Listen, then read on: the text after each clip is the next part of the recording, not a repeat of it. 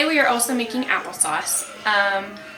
I have invested in an apple peeler and corer because every year I do like a bushel of apples and it takes so much less time and so much less work. So we'll show you how to do it this way, but then we'll explain how to do it if you don't have an apple corer.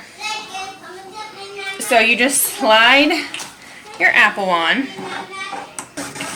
and it just spins and takes all of the skin off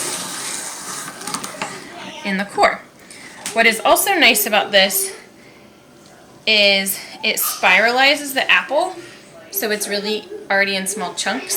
So then, because I do a lot of apples at one time, I don't cook them on my stove. I cook them in roasting pans and in crock pots. So over here,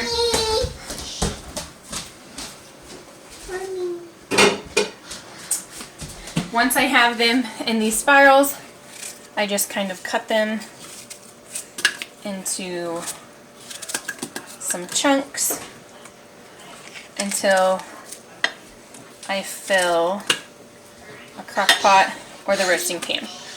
Then I will just add a little bit of sugar to help break the apples down a little bit. I don't really measure, I just toss it in there. In the Blue Book of Canning, there is a legit recipe. I also will add some water just so the apples don't burn. I like our applesauce thicker, so I try to err on the side of caution of how much water.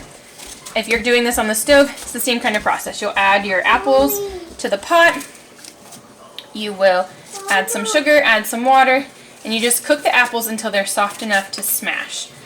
And then I take a potato smasher and just smash them all up. We like our applesauce chunky, so it works out really well. You can also put it in a food processor once you've got them really soft so that it's nice and pureed. You can use like an emulsion blender or a stick blender.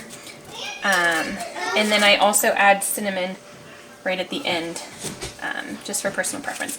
But we'll show a picture of the recipe in a minute. So before I got my fancy apple slicer and corer, I just had like a apple chopper, and I would cut them into these chunks, and then I just peel them off and just chunk up the apples. You can do it however you feel comfortable. If you want to peel the whole apple, that was just the way that I found to be like the fastest. But if you are investing in some type of piece of equipment, the apple slicer corer is very handy and speeds up your time tremendously. So we cooked our apples today until they were soft enough to smash, and then I just took a potato smasher and smashed them up.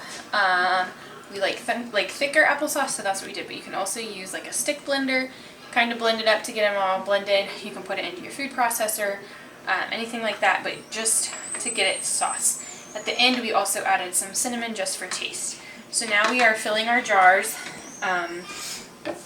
with the applesauce, and we are filling into a 1/2 inch headspace. And then, just like with all canning projects, you will remove the air bubbles, clean your rim, put your lid on, and your ring until it's finger tight. And then they go in the water bath canner for 20 minutes. Pints and quarts are both 20 minutes for applesauce. So after we put the rims and lids on the jars, we put them into the water bath canner, made sure that the jars were covered by water, put the lid on, and turned the heat on. Once it came to a boil, we have set the timer for 20 minutes. Once that timer goes off, you will shut everything off and leave them in the canner for 5 minutes. And then you'll remove your jars. So once you removed your jars, then it's time for them to sit here on the table. Like we've said before, you need to let them rest for 24 hours, and then you can remove the rings just to make sure you have a proper seal.